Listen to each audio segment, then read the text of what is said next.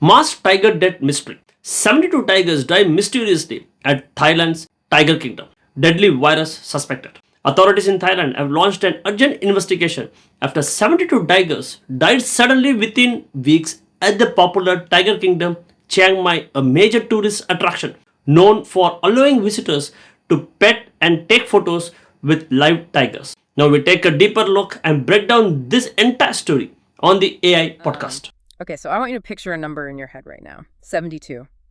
Right. And in the grand scheme of things, 72 isn't a huge number. If we're talking about jelly beans in a jar, it's absolutely nothing. But we are talking about 72 apex predators, specifically tigers, dropping dead in less than 2 weeks. Yeah, it's a staggering figure.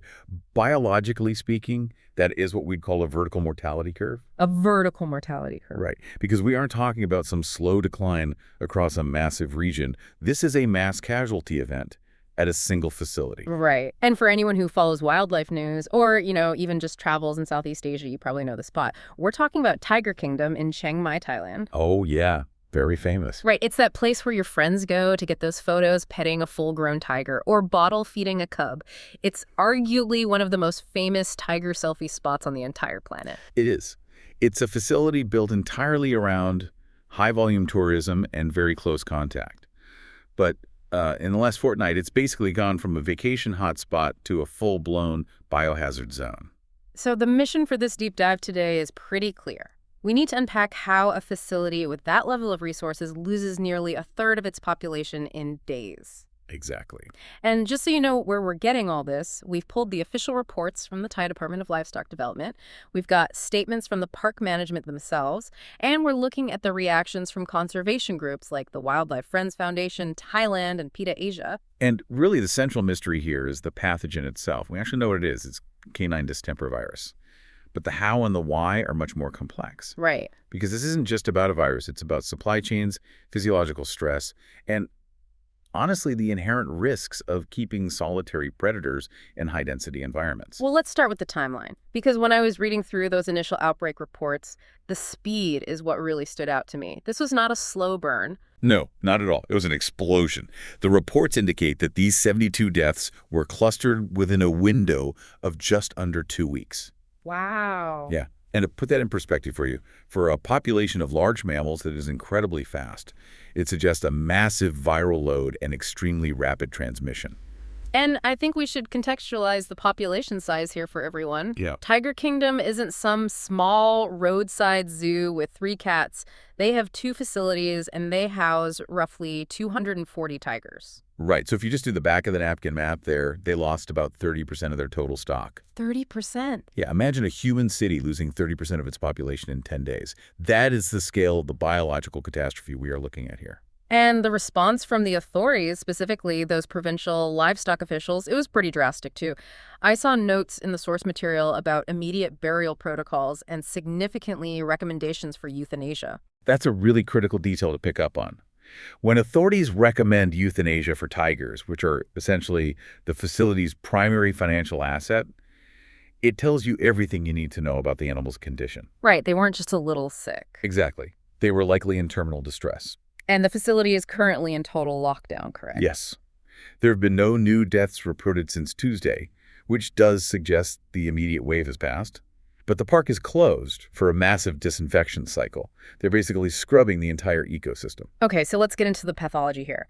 The lab results came back pointing the finger at CDV, canine distemper virus. Now, most of our listeners probably know CDV as a dog problem. Right. Like, it's why we vaccinate our puppies. Yeah. But seeing it wipe out tigers, that just feels like a major disconnect. It does feel strange, I agree. But CDV is actually a bit of a misnomer at this point. It's a morbillivirus, which means it's closely related to measles in humans. Oh, okay. And while it evolved in canidids, it is incredibly promiscuous. It spills over into raccoons, ferret seals, and, yes, Panthera species. So it's not that the virus mutated recently just to attack cats. It's always had that capability. Exactly. It has a long history of jumping species barriers. But what makes CDV so nightmare-inducing for big cats is the way it attacks. It's not just a respiratory virus like the flu. It is a multi-system assault. Yeah, I was looking at the symptom list in the veterinary reports. It looks like it just hits everything all at once. It really does. It usually starts with the respiratory tract. So you see discharge from the eyes Yeah. and nose-heavy coughing. That's the distemper part people usually recognize. Right. But then it moves to the gastrointestinal tract, causing severe vomiting and diarrhea. So the animal is dehydrating rapidly and they can't breathe. Exactly. But the end game, and this is likely why euthanasia was recommended by the authorities, is the nervous system. The virus actually crosses the blood-brain barrier. Oh, wow. Yeah. And in tigers, this manifests as seizures, tremors, and something called chewing gum fits, where the jaw just snaps uncontrollably. God, that is horrific. It is. It causes demyelination, which is stripping the protective coating right off the nerves. Once the virus reaches that stage, recovery is virtually impossible, and the suffering is just immense. You know, there was another detail in the lab report that caught my eye. They found CDV, sure, but they also found a bacterium associated with respiratory illness in the carcasses. Is that common? It's the classic 1-2 punch of viral infections. The CDV suppresses the immune system. It essentially kicks down the front door, and then opportunistic bacteria rush in to colonize the lungs, Ah, I see. likely something like Pastorella or Bordetella. So the tiger isn't just fighting a neurological virus, it's fighting bacterial pneumonia simultaneously. Which brings up a huge question about detection. You have 240 tigers. They have keepers, vet staff everywhere. How do you not notice 72 animals getting that sick until it's literally a mass grave situation? That is the tragic evolutionary brilliance of the tiger. Samchuan Ratanamongklana, the director of the National Livestock Department, actually highlighted this in his statement. He said by the time we realized they were sick, it was already too late. Because they mask it. Precisely. In the wild, a tiger is a solitary apex predator. If you show weakness, if you limp or cough or look lethargic, you risk losing your territory to a rival or failing to hunt. Right. They are hardwired by evolution to hide pain until their physiology just completely collapses. So by the time a keeper sees a tiger acting lethargic in the corner of a cage, that animal has probably been shedding the virus for days. Exactly. Yeah. And in a high-density facility like Tiger Kingdom days is all the virus needs. You have enclosures right next to enclosures, shared water drainage, shared food prep areas, shared keeper booths. It becomes an epidemiological superhighway. Which segues perfectly into the investigation. We know what killed them, but the how is the part that has me really looking at the logistics. How does a dog virus get into a secure tiger compound? Well, the DLD is investigating three main vectors. One is environmental, so contact with local wildlife or stray dogs that might hang around the perimeter of the park. Which seems plausible, but I mean, these places usually have massive high walls. True. So the second vector is humans. Fomite transmission on shoes or tires. But again, standard biosecurity usually handles that pretty well. The third vector, and honestly the one getting the most scrutiny right now, is the food, The chicken. the chicken, or specifically the raw meat diet. You know, this gave me immediate flashbacks to 2004. I remember the headlines about the bird flu outbreak at the Sriracha Tiger Zoo. That comparison is vital here. In 2004, Thailand lost nearly 150 tigers to H5N1 avian influenza. And the smoking gun in that case was raw chicken carcasses that were infected with the virus. So we have a very clear historical precedent for the food supply chain being the killer. We do.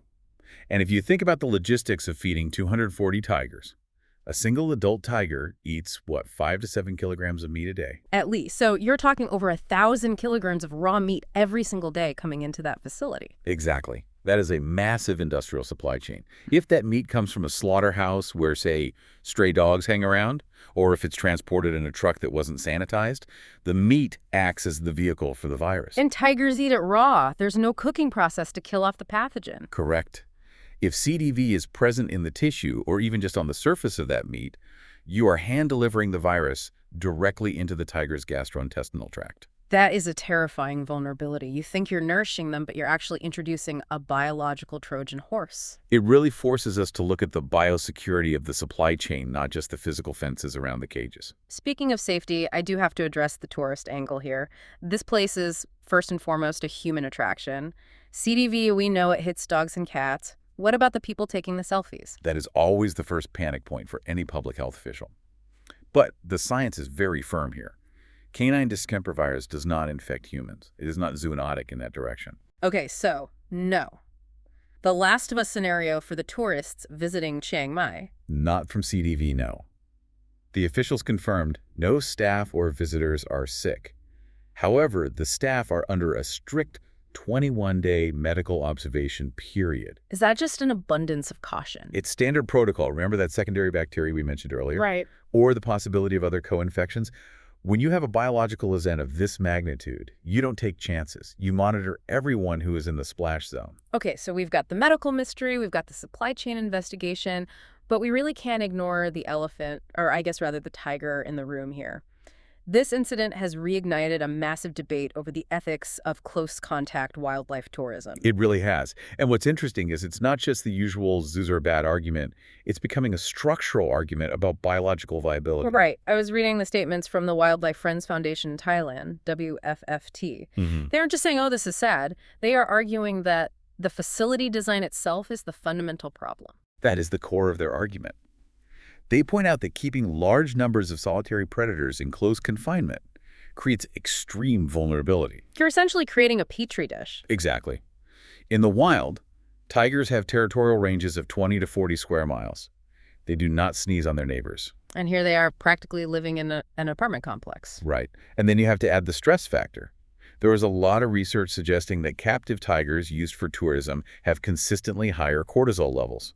Chronic stress depresses the immune system. So you have a stressed animal, suppressed immune system, a very high population density, and then you introduce a pathogen. It's a perfect storm. That is exactly how you get 72 deaths in 2 weeks.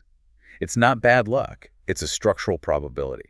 Now, PETA Asia weighed in as well, and based on the sources, their take was pretty direct. They essentially said, stop the selfies. Yes, PETA's argument is very market-based. They're saying these facilities only exist, and therefore this specific biological risk only exists because tourists want that photo. Right. If you remove the demand for the tiger experience, you remove the financial incentive to breed 240 tigers and stack them in cages. It's a pretty harsh reality check for the consumer. You look at that photo on social media and you see a cute moment with a big cat.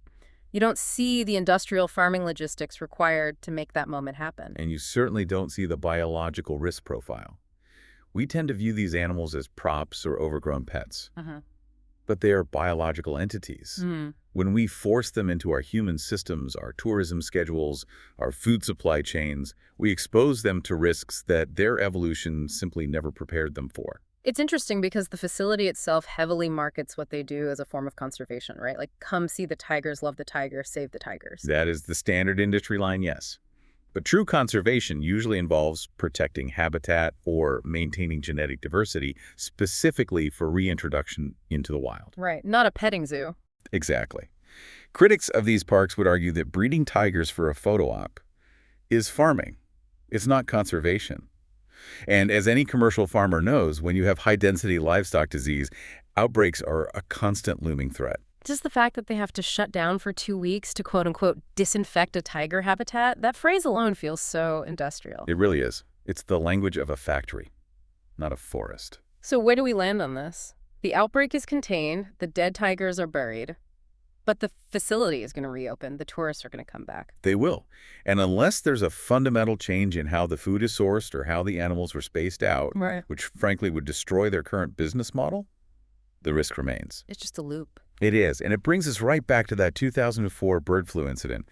We didn't really learn the lesson then. We treated it as a tragic one-off. Now it's CDV. Next time it could be something else entirely. So to bring this all together for you listening, we have a massive tragedy in Chiang Mai, where a third of a captive tiger population was wiped out by a common dog virus.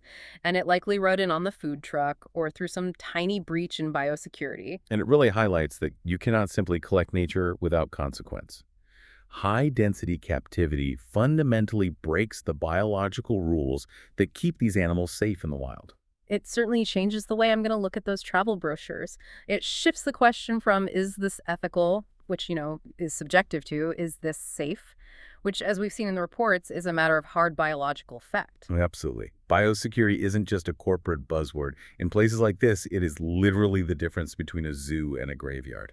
I want to leave you with a thought to mull over as you go about your day. We often talk about the price of a ticket to these attractions, but if we demand close contact with wild animals, if we insist on bridging that gap between apex predator and human just for a selfie, is a biological disaster like this inevitable? That is the real question. Can you have the Tiger Kingdom experience without eventually paying the Tiger Kingdom price? Or is the risk of mass death just a hidden line item in the cost of admission? Heavy stuff, but necessary to think about. Thanks for diving into the reports with us today. Always a pleasure to connect the dots. Keep asking questions, and we'll see you on the next deep dive. Okay, one question for you. What safety protocols were in place at the tourist park to detect infectious diseases early? And why were symptoms in the tigers only recognized when it was already too late to stop the outbreak? Don't forget to comment it. Thanks.